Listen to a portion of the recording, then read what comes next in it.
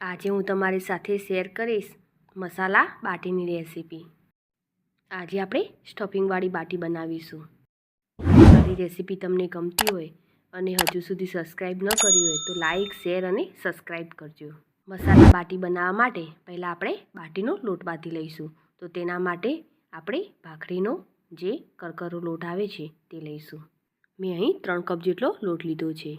ભાખરીનો લોટ ન હોય તો ઘઉંનો રોટલીનો લોટ લેવાનો અને થોડો સોજી તેમાં એડ કરીને પણ આ બાટી બનાવી શકાય।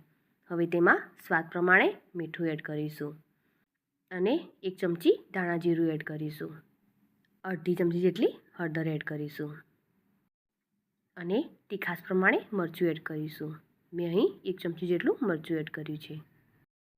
હવે 1 ચમચી જેટલો અજમો આ રીતે હાથથી મસળીને તેમાં એડ કરીશું।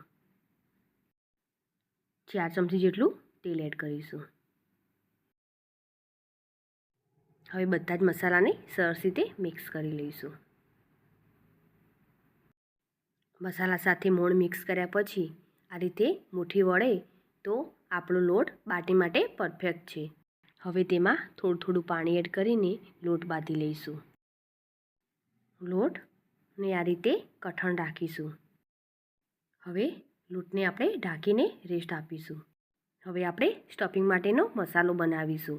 તો તેના માટે 3 ચમચી જેટલું તેલ લઈશું, તેમાં જીરું એડ કરીશું અને ચપટી હિંગ એડ કરીશું। હવે તેમાં આદુ લસણ મરચાં એડ કરીશું। 2 ચમચી જેટલા આદુ લસણ મરચાં લીધા છે। હવે તેને આપણે સાંતળી લઈશું। હવે તેમાં બાફેલા અડધો કપ જેટલા લીલા વટાણા એડ કરીશું અને સરસ રીતે મિક્સ કરીશું।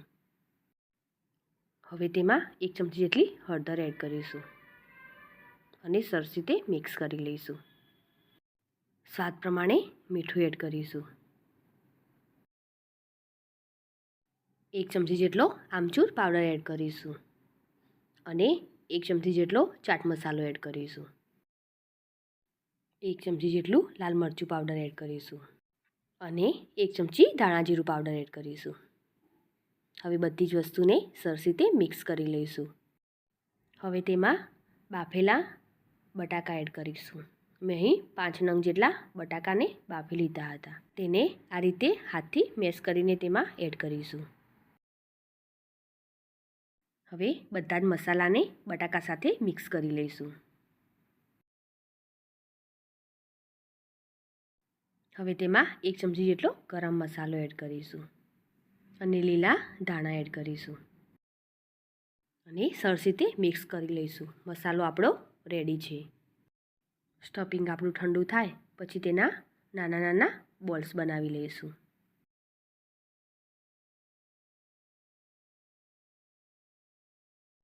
આ રીતે બધા જ બોલ્સ બનાવી લઈશું।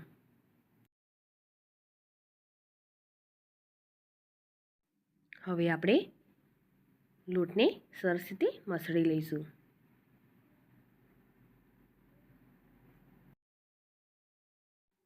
તેમાંથી મીડિયમ સાઇઝનો લુઓ બનાવી લઈશું અને આ રીતે પૂરી જેવો તેને મોટો શેપ આપીશું। આ રીતે એક લુઓ બનાવીને પૂરીના સંચામાં પણ તમે તેને બનાવી શકો છો। હવે આ મસાલાને આ રીતે આપણે તેને અંદર પેક કરી લઈશું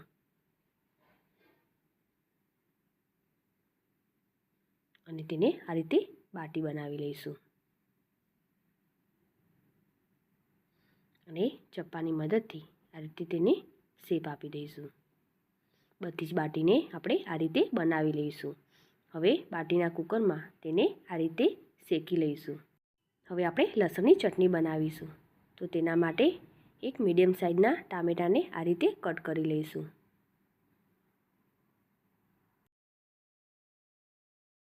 હવે તેમાં 10 થી 15 જેટલી આપણે લસણની કળી એડ કરીશું અને તેમાં 1 ચમચી કાશ્મીરી મરચું અને 1 ચમચી તીખું મરચું લઈશું। સ્વાદ પ્રમાણે મીઠું એડ કરીશું। હવે તેને આપણે ક્રશ કરી લઈશું। ક્રશ કરી લીધા પછી આપણે એક કડાઈમાં 3 ચમચી જેટલું તેલ લઈશું તેમાં જીરું એડ કરીશું અને ચપટી હિંગ એડ કરીશું અને તેમાં જે આપણે પેસ્ટ બનાવી હતી તેને તેમાં એડ કરીશું. ગેસની ફ્લેમ મીડિયમ રાખીને તેને આ રીતે સતત હલાવતા રહીશું. ચટણી આપણી રેડી થઈ ગઈ છે. સરસ એવું તેલ પણ છૂટું પડી ગયું છે. હવે આપણે ગેસની ફ્લેમ બંધ કરી દઈશું. હવે આપણે બાટીને ચેક કરી લઈશું. તો આ રીતે આપણે સાઈડ ચેન્જ કરીશું અને સરસ રીતે બાટીને શેકી લઈશું. બાટી આપણી શેકાઈ ગઈ છે અને તેને આ રીતે ઘીમાં ડીપ કરીશું અને બધી જ બાટીને આ રીતે રેડી કરીશું. આ બાટી જોડે લસણની ચટણી, દાળ કે પછી ગ્રીન ચટણી પણ એકદમ સરસ લાગે છે. દાલ બાટીની દાળની રેસીપી મેં અગાઉના વિડીયોમાં શેર કરેલી છે. સમોસા, કચોરીને ભૂલાવી દે તેવી આપણી મસાલા બાટી રેડી છે. મારી આ રેસીપી તમને ગમી હોય તો લાઈક કરી અને શેર કરજો. સાથે મારી ચેનલ સબસ્ક્રાઈબ કરી બાજુ આપેલ બેલ આઇકોન પ્રેસ કરજો જેથી નવી રેસીપીના અપડેટ તમને મળતા રહે.